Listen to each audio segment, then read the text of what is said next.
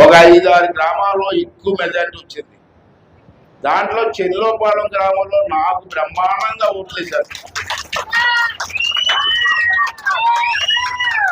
ఈరోజు నేను సభాపతిగా అసెంబ్లీలో సభాపతిగా కుర్చీలో కూర్చున్నానంటే దానికి కారణం మీరు. కానీ కుర్చీలో కూర్చోవడం అంత సులువు కాదు. మరి మీ అందరి ఆశీర్వాదంతో ఈవేళ కుర్చీలో కూర్చొని 175 మంది ఎమ్మెల్యేలకి సభాపతిగా ఉన్నానంటే మీ అందరి తాలూకు ఆశీర్వాదం.